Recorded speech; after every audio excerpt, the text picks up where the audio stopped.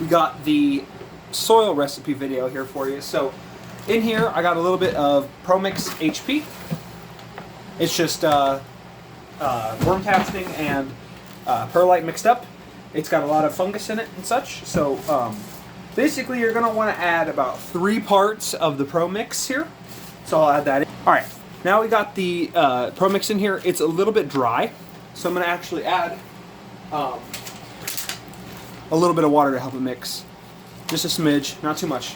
Don't add too much water.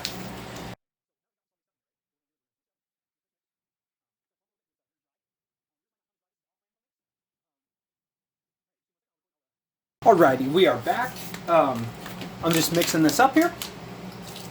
Add a little bit more water. Just get it to where basically everything is a little bit wet. It's not like leaving like dust. So this is just about there. Vigorously mix. So this is about 2 parts of the ProMix. This barely has nutrients in it, just has micronutrients.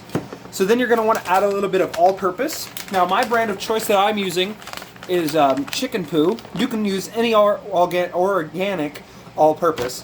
I only grow organic.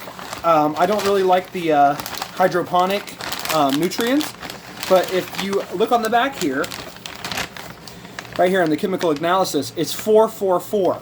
So 444 nitrogen, phosphorus, and potassium. So basically you're going to want to add close to about half a cup for this amount of soil. So per gallon, I would say it's about 1/4 of a cup.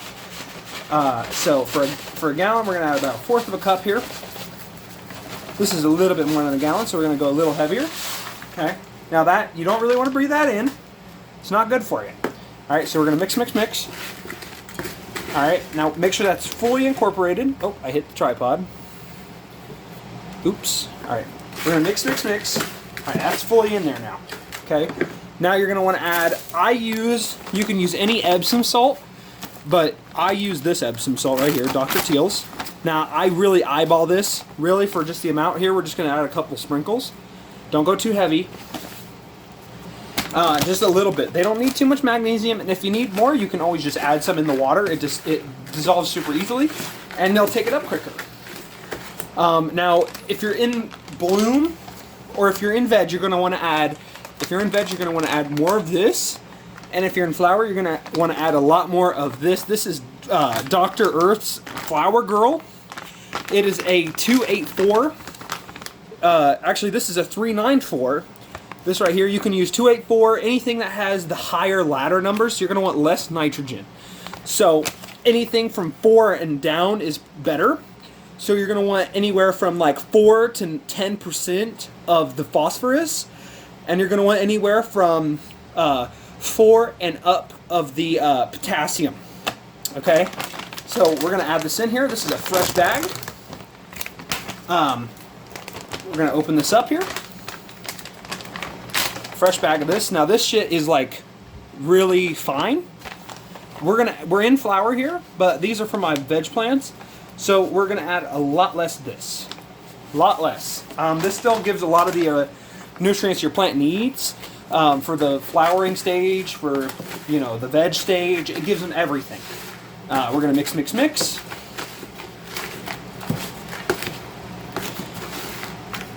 Now, if you're having some strains that are a little bit more calcium oriented plants, what you're going to want to do is get yourself a little bit of some.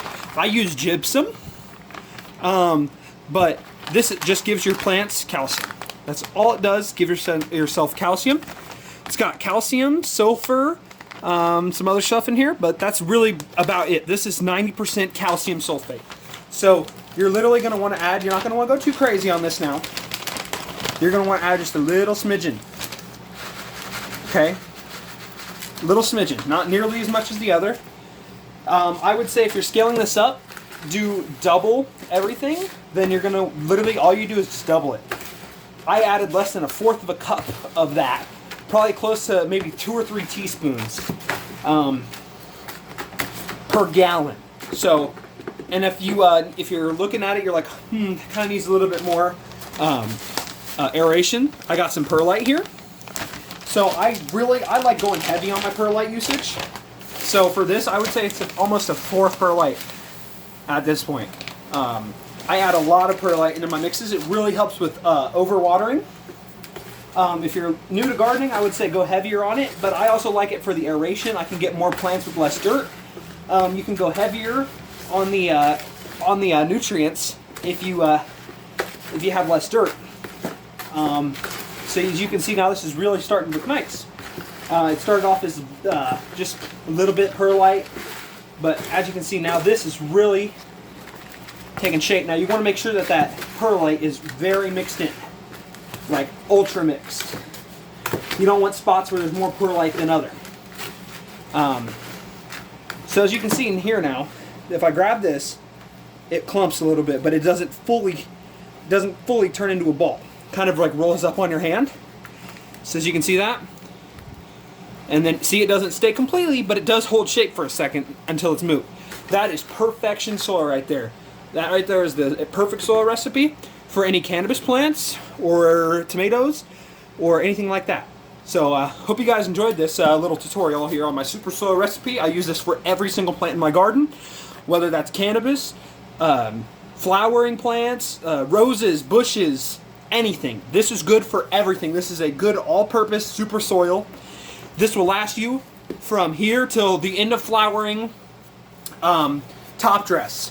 So yeah, I hope you guys enjoyed this, and leave a like, comment, subscribe. I really enjoy all your guys' feedback. So if you guys do anything differently, why don't you guys let me know? I'll take that into consideration. Maybe I'll try out some of your guys' soil recipes. All right, see you guys later.